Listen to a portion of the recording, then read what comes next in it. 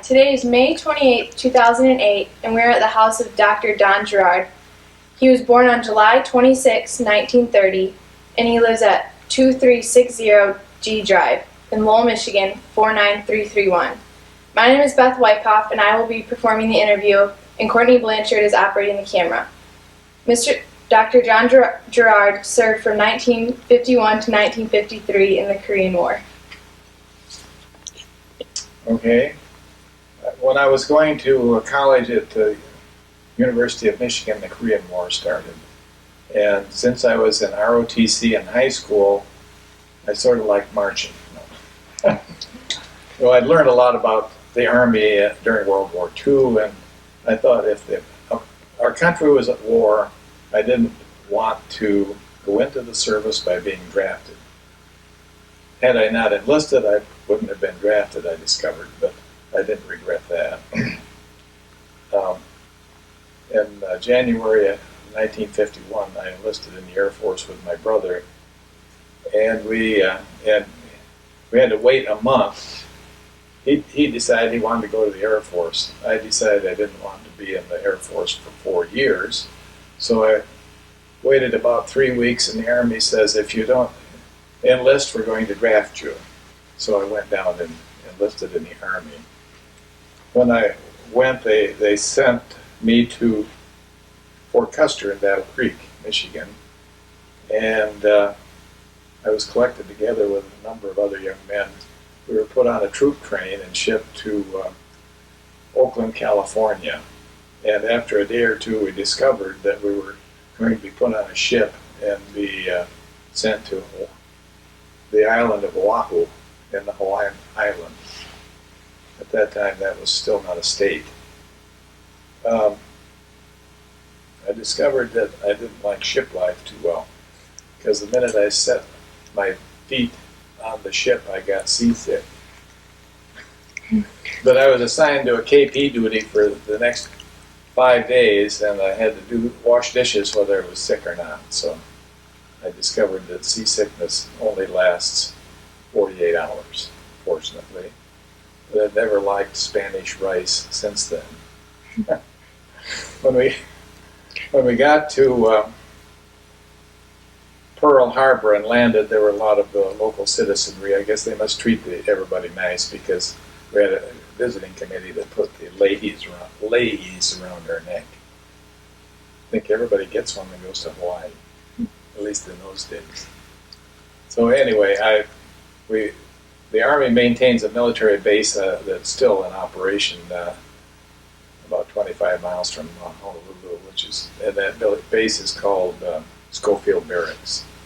And that's where I had basic training for the Army. That was not, if I look back, I don't think it was too difficult.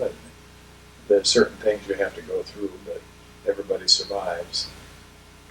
And during the course of my time in basic training, I took a test and found out I qualified to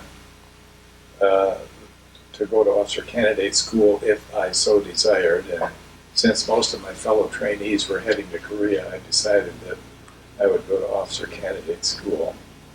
So at the end of basic training, I came back to the United States and was stationed at Fort Ord, California for what was called a leadership school until I got into officer candidate school.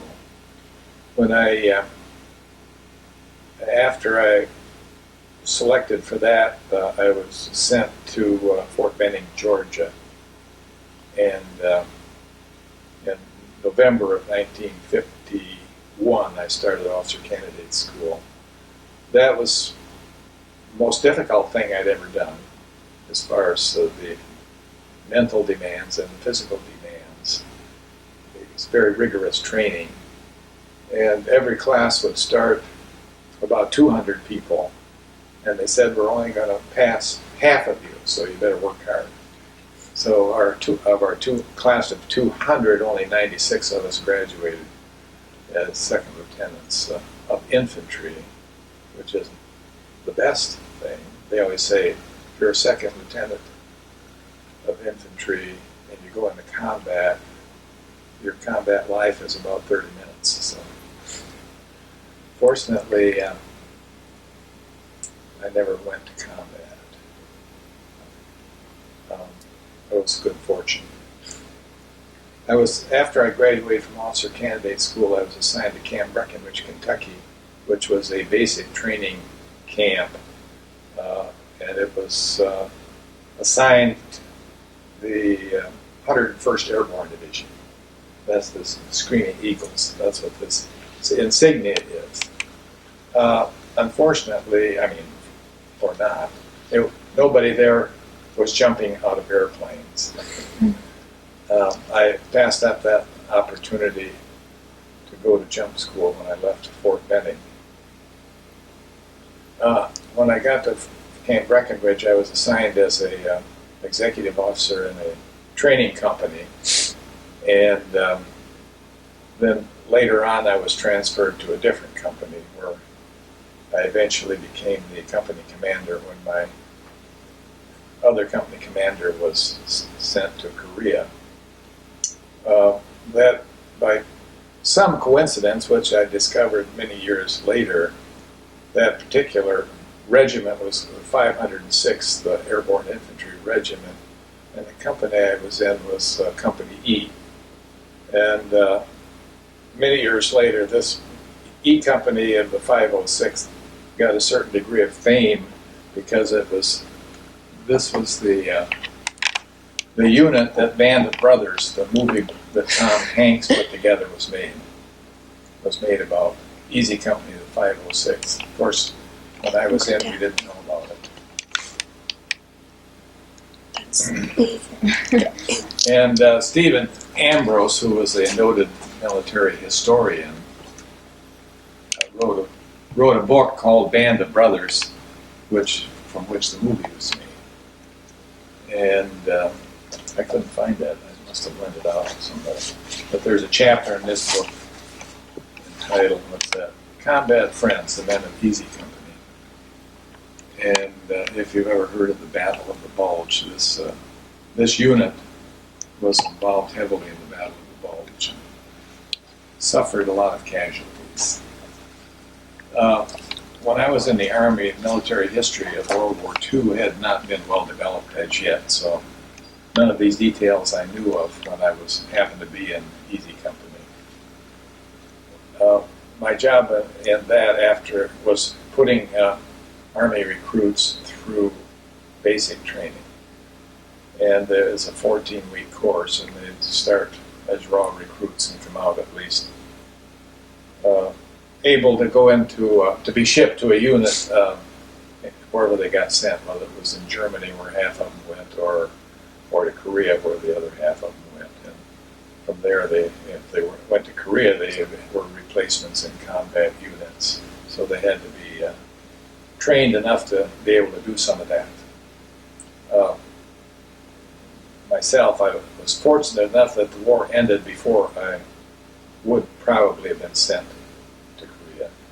So the Korean War ended in August of 1953, and the Camp Breckenridge was demobilized, and after I was done with the demobilization process, I was discharged from the Army. Is that enough? Just could you tell us about what you did after you were discharged from the Army? When I was going to college, I'd gone to Grand Rapids Junior College, which is now community college, for 2 years, and then went to the University of Michigan for 1 semester, and I was in the pre-med program. When I got out of the Army, I considered joining the family business, which was a bakery in Grand Rapids, but I discovered rather quickly that I wasn't going to be happy doing that. So then I went to Calvin College from 1954 to 1955 and finished my pre-med program and was accepted into medical school at University of Michigan in Wayne State. I chose to go to Wayne State and started there in the fall of 1955. And in the summer of 1955, I married my wife, Donna, and so we moved together to Detroit to start without much money. And so we went to Detroit and spent 4 years, and during that time we had 2 children. After I finished medical school, I came to Butterworth Hospital to take my internship. At the end of that year, which was 1960, I decided to come to Lowell for a year or two to decide what specialty that I wanted to go into. So I joined the practice of Dr. Oracle McKay. After I was here a year, I decided to stay longer, and one year followed another, and so I eventually practiced in Lowell for 34 years. After I retired from active practice, I worked at Cornerstone College in the Student Health Service for 5 years until I fully retired. At this point, my involvement in medicine is a half a day a week, sometimes working at a underserved clinic or clinic where people are underserved, for those who don't have insurance, and they're mostly people that speak Spanish.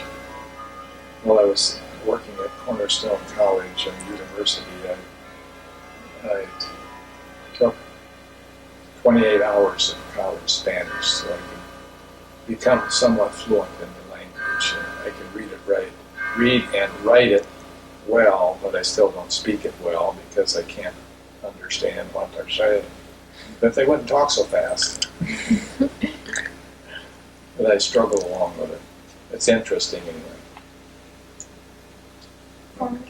Could you tell us a little bit about what you're involved with the school, Okay. or were involved in also? When I first came to Lowell, there were two other doctors besides my partner. One was Dr. Thomas Hill. And after I was in Lowell 2 or 3 years, he decided that he would leave town. And he was the one that was involved in football, so since I'd always liked football, I started going to the varsity football games and being the team doctor. During all the years I was in Lowell with my partner and I, we did sports physicals for the Lowell High School students, and I continued with that until 2006. From see what year was it? 1960 to 2006. So for 46 years, I did athletic physicals at Lowell High School. The two doctors that succeeded me in our office, Dr. Evenhouse and Moberg, decided that the load was a little too great and they no longer wanted to participate, so we discontinued doing sports physicals, but I didn't discontinue working with football teams. Since I retired in '94 from practicing in Lowell, I started covering all the football games, including freshman and sophomore games, as well as the varsity games. So in the last 12, 13 years, I've seen a lot of Lowell football. The most notable of which was in 2002 and 2004, Lowell won the state championships at the Silver, and they played at the Silver Dome and Pontiac. This has a couple of. The team bought me 2 championship rings, and when I used to go to the Silver Dome, I thought that'd be nice to be down on the field as a team doctor, and I eventually got that opportunity. I thought I was going to get it last year, but I didn't. We just missed it by one play. I had grandsons who played football for Lowell. I had 2 sons that played football for Lowell before that. But my grandsons were all pretty good, and they all made all conference. And one of them went on to play college football. After I retired, I was able to get involved with a wrestling team as the team physician, and because 2 of my grandsons were wrestlers, and because I had more time, I could put more attention to wrestling, and so that resulted in at least being part of 2 state championships for the wrestling team. 2002 and 2004. And with the team, we've made many trips to Battle Creek to attempt to get a championship. But they've probably been down there 8 or 10 times and had 2 championships. And in the course of my medical practice, I practiced with Dr. McKay for about 32 years, and then somewhere around the 30th year, Dr. Edenhouse joined their practice. And some of my activities while I was practicing involved teaching medical students. And let's see, where's that? Oh yeah, so I eventually got an academic appointment at Michigan State as a clinical associate professor at family practice. And I did that until a couple years before I stopped practicing. I didn't go to Michigan State. The students came to our office.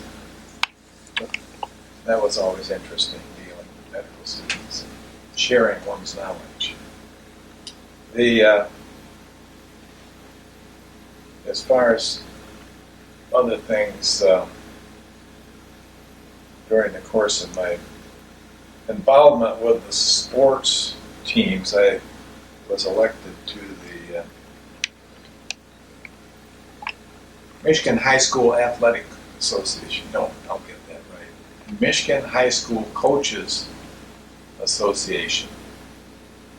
I'm going to add, I'll say that again, Michigan High School Football Coaches Association. So I've given an honorary lifetime membership in that, which is just another plaque. And they send me a brochure, their quarterly magazine for their trouble. So I know what's going on in state football.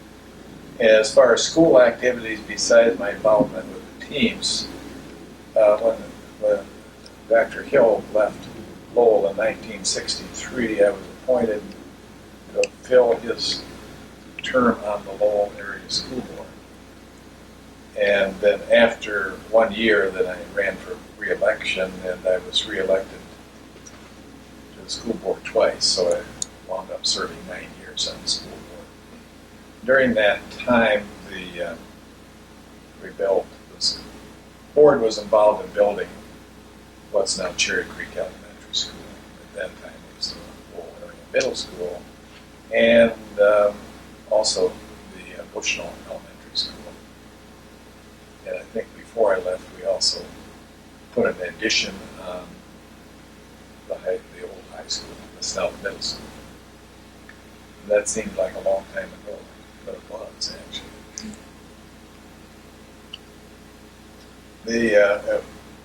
So that's about.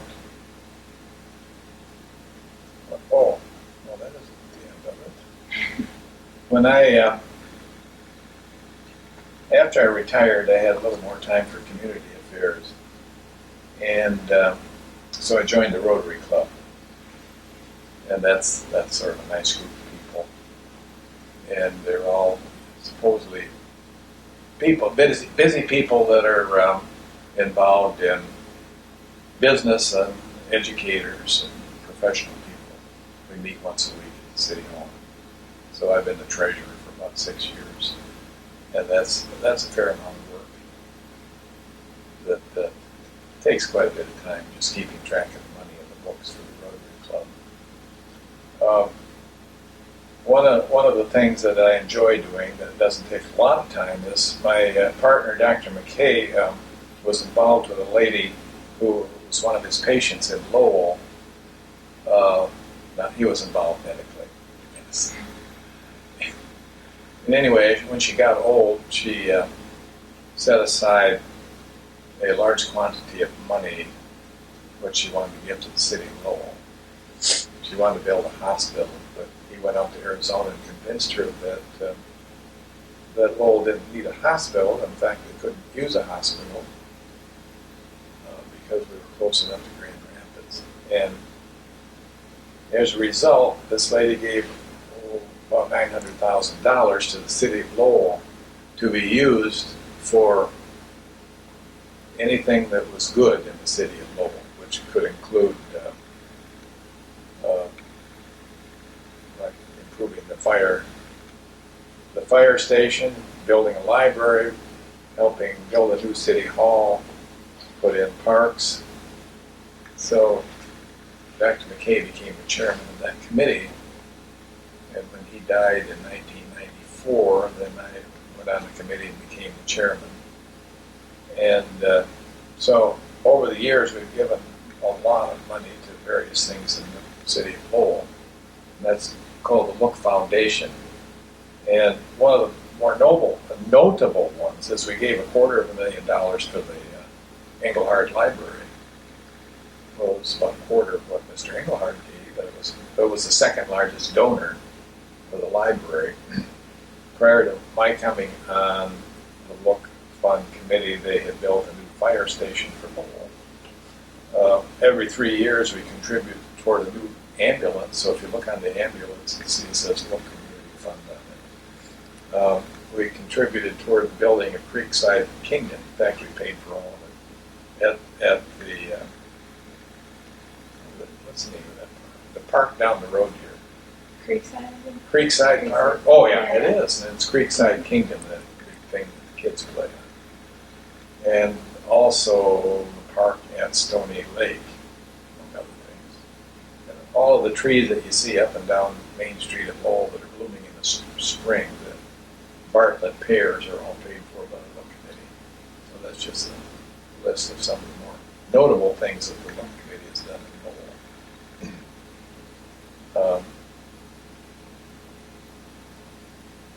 Anything else? Any questions? Oh, I didn't mention church activities. When we first came to Lowell, we bought a house that had been owned by a veterinarian out here on Main Street. And we lived in that house for 38 years.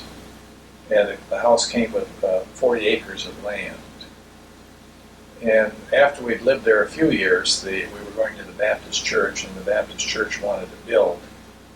So we decided we'd give them a couple of acres to build a new church on. And which we did. And then over the next about 12, 15 years, they expanded twice. So we gave more land so that they eventually had 4 acres, which was adequate to their needs. We had planned on eventually moving off Main Street because it got busier and busier. And the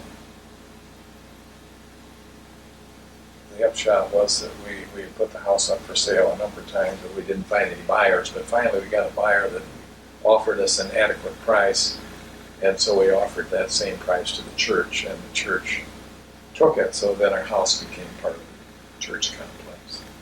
That was about 9 years ago.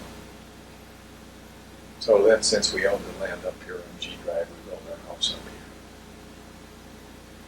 here. And as far as the church, over the period of time, I've held just about every office that's available, like being on the board and being treasurer and being a teacher, being on committees. And so that part's still an active part of our life. Going to church. All of our kids, since they grew up next door to the church, are used to going to church. And we have 4 kids that live in Lowell that are all active. Some of them are musicians. And 2 son-in-laws that are teachers. In fact, it helped get them spouses. You know? 1, 2, 3. We have 3 kids that married young people out of our church.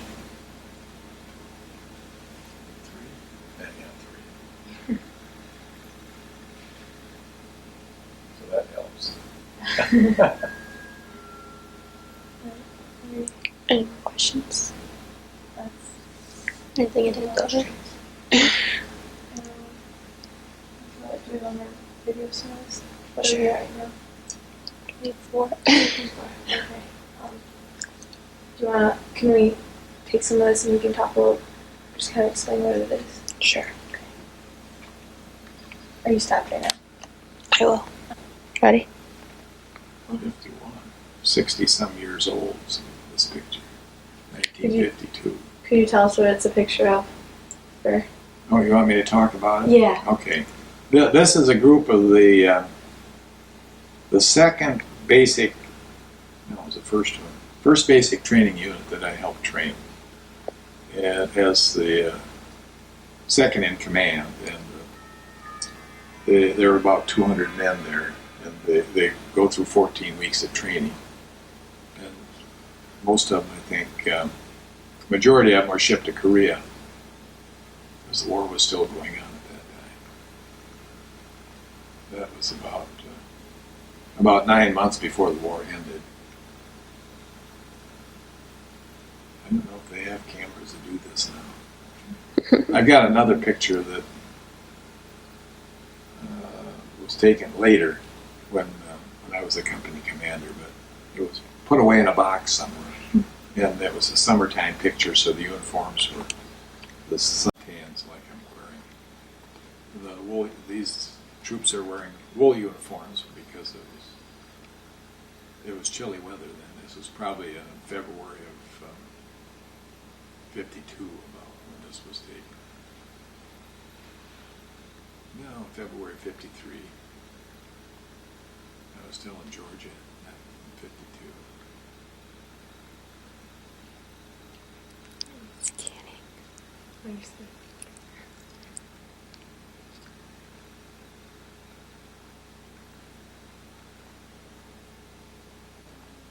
Picture taken when I graduated from officer candidate school.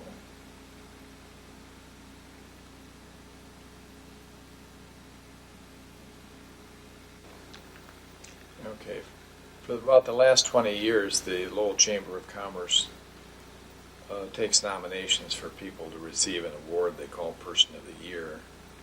So my turn came up in 1999. And so they have a little banquet and a ceremony, and it's sort of like a roast. They tell about your life. Yeah, that wasn't good. And